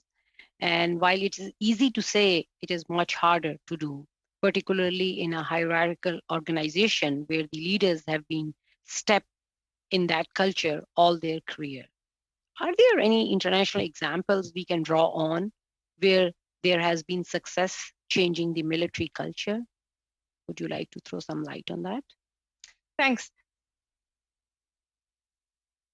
Thank you. So I think this is a problem that a lot of militaries internationally struggle with. And I think, in fact, we can learn from other countries, but I also think that this is a real opportunity for Canada to lead, to develop new ways to move forward. I mean, we've heard, for example, of better oversight mechanisms in other countries like the US, as my colleague just mentioned. But I wouldn't say that there is a sort of clear path to follow necessarily. I think we have to find our own solutions, and we have a lot of domestic subject matter expertise to move forward. Subject matter experts across Canada agree on the need for independent external oversight. We all agree on the need for culture change. And I think the one thing that I'm sort of maybe contributing today is that changing the culture is not just about changing ideas and attitudes. It's also about changing some very fundamental structures of how the military has been built, because the ideas that we have about what makes the quote unquote ideal soldier is actually grounded in a long history of policies and systems that have been set up in a certain way. So I think we need to change both the material foundation and the kind of very design of the military, as well as the ideas that go along with that. Thank you, Dr. Eichler. My next question is also for you. One of the challenges that women in any workforce face is balancing the challenges of a family and career. the child caring burden disproportionately falls on women, and their career often suffers because of it. So the challenges are even greater with a military career with long and varied hours, frequent moves, and sudden deployments. Can you discuss how these stresses impact a woman already working hard to try to succeed in a very masculine and hierarchical culture? How important is helping with the family angle to changing the culture and helping women succeed in the Canadian Armed Forces? Yes, thank you. So balancing a family and military work is a huge challenge from what I have heard from the many women veterans that I've interviewed for my research. I think the fact that the military does so little to accommodate having a family is, certainly a disincentive for women to join, and it is certainly a reason many women leave. That is something that has been established by outside research as well as D&D CAF research, that the challenges of balancing family and military work is the reason why women leave. So it's a retention issue as well. We know that having available childcare is a big challenge, especially when you are reposted. You often sort of have to join a wait list again. Another challenge is having 24/7 childcare, because military work is a 24/7 job. And so you need actually military specific childcare in order to be able to do the job. The final thing I would say is that personnel policies, again, are an example of policies that have been designed with men in mind, and with sort of this norm of the male heterosexual service member who has a civilian spouse who can sort of pick up the slack. And of course, if we want women to join, we need to find ways for them to be able to be parents and be quote unquote good soldiers. And however we redesign family policies, it will also be to the benefit of all the men in the Canadian Armed Forces, right? Because this is an issue, a burden that falls primarily on women, but finding good solutions here will benefit all members of the Canadian Armed Forces. One final point, a lot of women in the Canadian Armed Forces are single, and a lot of them are part of a dual service couple, right? So we have both the male service member and female service member. And so that creates additional burdens when sort of two people in the family are expected to be available 24/7 for the military. And so that is an additional burden that I would like to point out, being a female service member and a female spouse, a military spouse. That is sort of a dual burden that I would like to draw attention to. All right, and now we'll go to Ms. McPherson. Welcome back to FEWO. You have 6 minutes. Thank you, Madam Chair. It's lovely to be back here, though it would be, of course, better if we were having a different topic that was not so difficult to hear. I want to thank all of the witnesses for being on this call today, for joining us, and for sharing their stories and their insight. It's a very important conversation, and I'm glad that I get the chance to get some of this testimony and to hear some of this. I'm going to ask a series of questions, if I may, of Lieutenant Colonel retired Boland, please. So, Mr. Boland, from your testimony, you've noted that you have taken several approaches to trying to seek justice, including submitting to the Federal Court of Canada an application for judicial review of DND's grievance dismissal. You've given notice to the Registrar of the Canadian Human Rights Tribunal to be a party to the tribunal hearing, and you filed a complaint with the Minister of Labour on DND's breach of your Bill C-65 rights. So we're told that there are processes and policies in place. However, the people involved in upholding these processes are not following them. So what oversight measures would you recommend so that these processes are indeed followed? Madam Chair, thank you very much for that particular question. Certainly for me, I have been persistent. There's no doubt from my perspective, one of the basic approaches of the government is to ignore when they get something. So you identified that I raised a complaint based upon Bill C-65.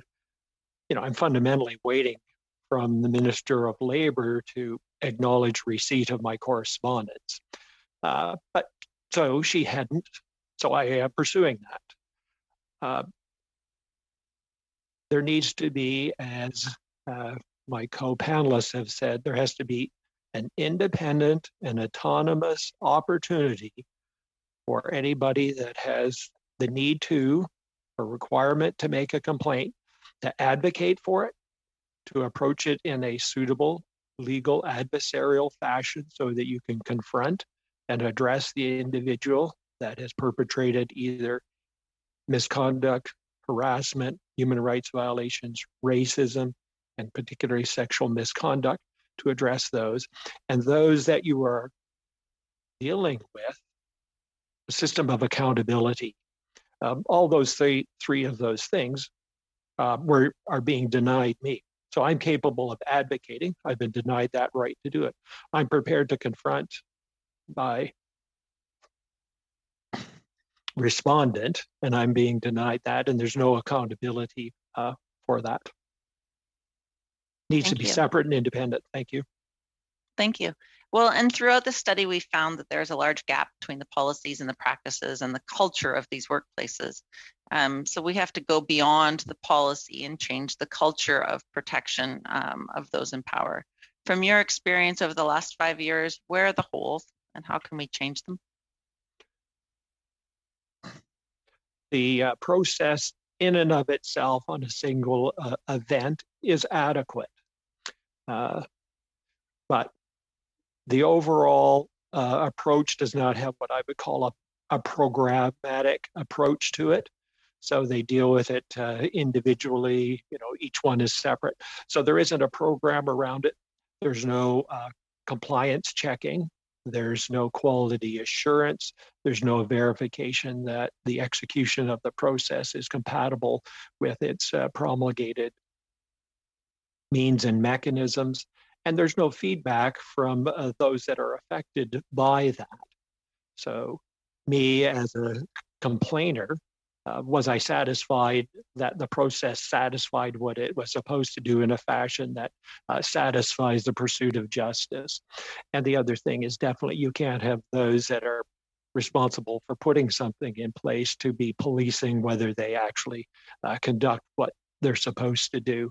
Because as soon as you raise a complaint, it's effectively complaining against them that are supposed to be doing it. There's no independence, and very few have the capacity to weigh things on a balanced fashion between, are you complaining about the process or complaining about me? They all take it too personal and not really do what they're supposed to, what they're paid to do, and in the positions they're put in to do. Thank you. And from your past testimony, you noted that you brought the complaint all the way to the Defense Minister's office and the Prime Minister's office. It seems that there is a failure of leadership all the way through the system, including political leadership. Did you receive, and I know you spoke of this a little bit during your testimony, but did you receive any follow-up from the Minister's office or the Prime Minister's office? And if you could also talk about, in your case, is this just another example of the Defense Minister and his office ignoring complaints? The only response I got was from Mr. Choi, the Deputy Minister, throughout this. Remember, I'm dealing with things over a 5-year program. So early, 3 years ago or thereabouts, she basically either dismissed what I was bringing forward and thereafter ignored it. And because of that, then I engaged the minister, and in my correspondence to him through his chief of staff, I'm not asking him to investigate things. I'm asking him to have things investigated. And the manner that that is actually done, to have a subordinate who is, works for the deputy minister to absolve peers, subordinates, himself, and everything else, is certainly deficient in the rendering of a just, legal, and equitable to all approach to things. And now we will go to Ms. Alislev for 5 minutes in the second round. Thank you, Madam Chair. I'd like to continue on that. We heard testimony at another committee meeting from the Clerk of the Privy Council and the Assistant Clerk of the Privy Council talking about the importance of procedural fairness and how we needed to follow the process and all of that. I'm wondering, from your experience, could you comment on whether the process and procedural fairness was in fact protected, and did anyone from the Clerk of the Privy Council office, Governor in Council review contact you about the Deputy Minister? And to your understanding, was there an investigation or inquiry in any way, shape, or form done with respect to your complaint of the Deputy Minister? To my knowledge, absolutely nothing was done. I was never contacted by anybody. My point of view was never solicited. Procedural fairness, the rights to that due process, the ability to advocate on my own behalf, suitable witnesses, all of that was just denied me outrightly. So actions speak louder than words, and the words that this committee has heard repeatedly from the minister and from the senior officials, including in the Prime Minister's office and the clerk's office, is that regardless of rank or position, abuse of authority, misconduct is treated extremely seriously, and procedural fairness is protected, and they will stop at nothing to get to the bottom of this. Was that your experience? Absolutely not. I sat through as a witness at the Defense Committee when some of that was being said. I just wish I had the opportunity to actually ask that witness a question. That was absolutely not the case in my experience, and for my particular case, no. Denied. So, could you share with us the toll that this has taken on you personally? We think that this really only applies in many instances to women and to those who have the initial complaint, but it seems to be more universal than that. Could you give us your sense of the toll that it has taken on you? It's long, lonely, and damn difficult. But I'm only partway through this. The real issue is what's it doing to, in this particular case, the woman that was directly the victim here, how she was made powerless, even though she tried. The entire institutional weight, influence, power, intellect, and knowledge is directed against her rather than what it's purported supposed to be, and that's supporting her and her case. Equal justice for all is not being applied here at all.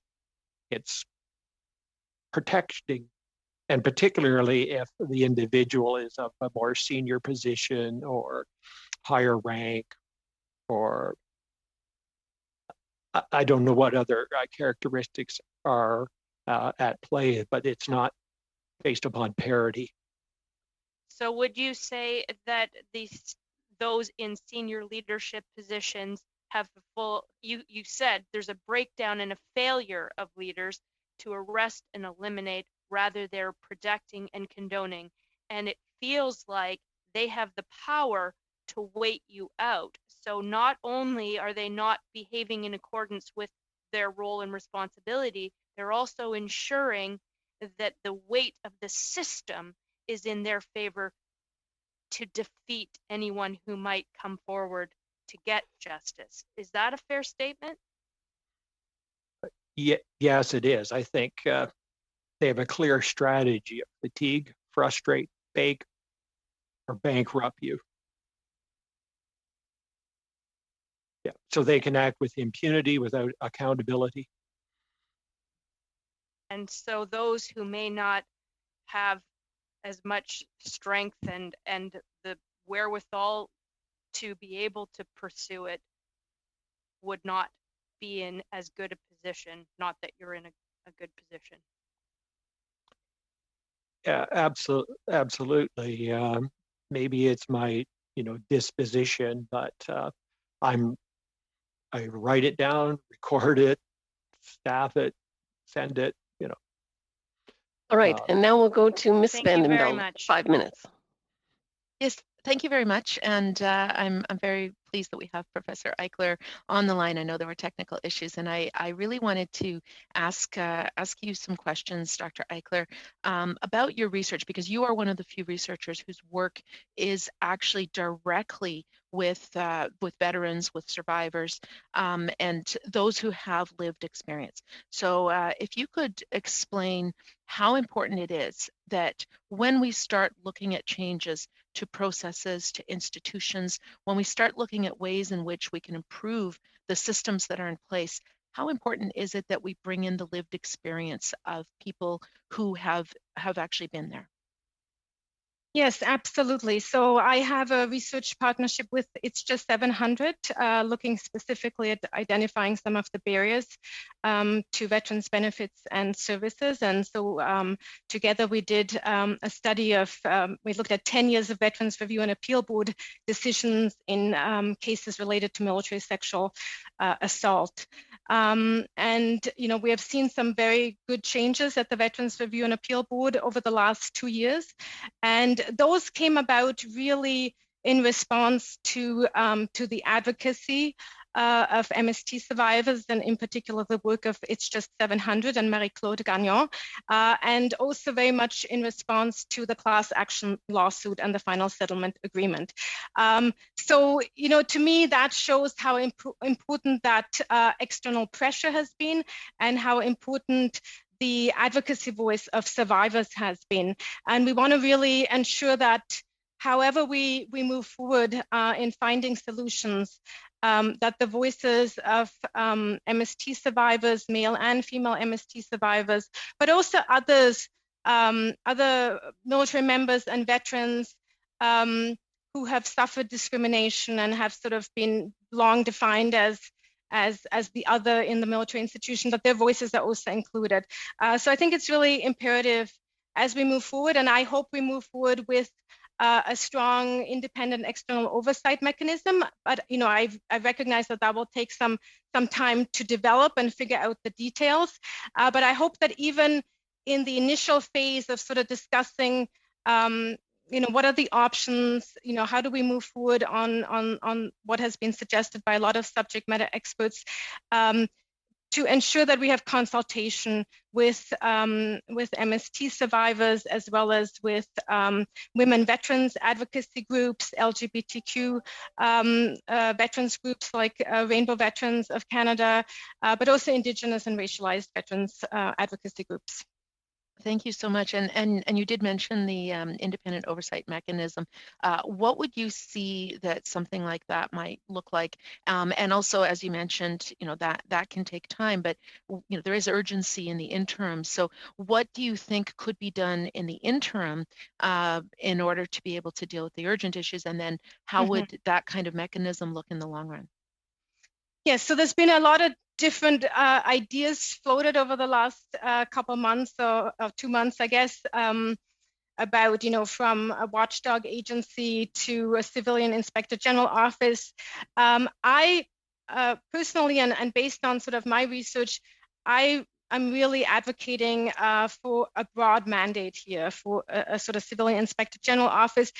I would like to see some of the existing functions of the CAF Ombudsman and the Sexual Misconduct Response Center integrated into that new structure.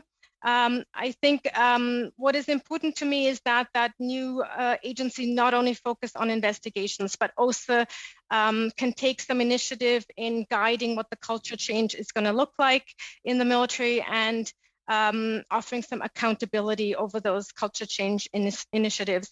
So I think it's really important that it focus also not just on military sexual misconduct, but broader culture change issues, and that agency really looks at these issues as interlocking, like sexism, homophobia, gender-based violence, misogyny, ableism. All of those are interlocking systems that have produced a problematic military culture, and we need to address them not in silo, but together. And I think an agency like that could hopefully do that. Now, you asked me about short term. I think the very first step would be to assemble a group of subject matter experts, as well as survivors and other veterans advocacy groups, to begin developing a proposal for what this needs to look like. So I think, we can start small very quickly and then build up to a robust, hopefully really robust external oversight mechanism. Very good. And Mr. Drapeau, that's the end of your time. What I would like, though, is we did get started a bit late. And so if the committee is okay, I'd like to give the Bloc and the NDP each one final question. And we'll go, Madame Larouche, vous avez une question.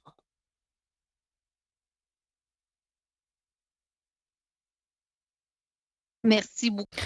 Thank you very much, Madam Chair, for this opportunity. I would like to direct my question to Ms. Eichler. Very interesting what you have to say about the change in culture in the armed forces. You've already talked quite a bit about the importance of having independent bodies. Earlier, there was mention by one of the survivors that she was not aware whether there were survivor kits on the Navy ships. Do you know much about this process for filing complaints in the Canadian farmers and what the gaps are? You have talked about the importance of arm length bodies, but do you have anything else to say about this other aspect?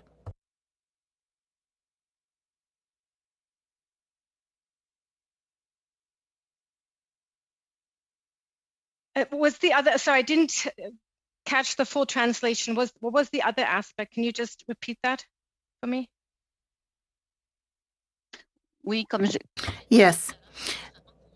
What struck me is that on a Navy ship, a survivor was not aware whether there was a survivor kit on the ship. That is a gap. You've talked about solutions, but are you aware of other shortcomings and gaps that you've identified in the complaints process in the armed forces, and whether you have any ideas on correcting those gaps? Okay, I got it now. Thanks for explaining. So one important aspect, I think, is for us also to look at the military medical care system, because this is a point where we can learn from other countries. So, for example, in the U.S. Military medical system, anyone who goes to see a military physician is regularly asked about military sexual trauma, is screened for that. So it is a regular screening question that is included in a routine way during a medical checkup. And sorry. All right. And now we'll go to final question, Ms. McPherson. Thank you, Madam Chair. So my final question, I guess, it's clear from witness testimony from this study that Operation Honor only addressed the symptoms of the problem. They did not deal with the main causes of sexual misconduct, and that our Canadian Armed Forces is in need of a large-scale cultural reform. In fact, Mr. Drapeau, you stated that the crisis around sexual misconduct in the military has worsened during Operation Honor. Have you, in your work, seen examples of what that could look like and how it could be achieved, how we could do that large-scale cultural reform? One of the problems that we have not discussed here at all is, in addition to the problem of sexual misconduct, we have parallel to it a significant breakdown in the military justice system. The court-martial system simply doesn't work. 3 of the 4 military judges have themselves declared not to be independent, which is a crucial element anybody acting in a judicial function. So they don't. When, among other things, and I've represented a number of victims of sexual assault, I can relate the case that perhaps make the points clearer. She was a victim of a sexual assault by one of her colleagues at a military college. In accordance with the Canadian Forces tradition, a court-martial takes place within the unit lines of the accused. So if you are a victim, in this case, a cadet from the military college, and you lay a complaint against one of your fellow cadets, the court-martial would take place, open court, at the military college. Guess who the audience is going to be? Going to be 60 to 70 to 80 cadets, where she will be sitting in the witness chair for 4 to 5 days, going into intimate details as to how she was dressed and where he put his hand and how she responded and so on and so forth, looking at 60 pair of eyeballs from her colleagues in first, second, third years cadets that she will be living and serving with them for the rest of her career.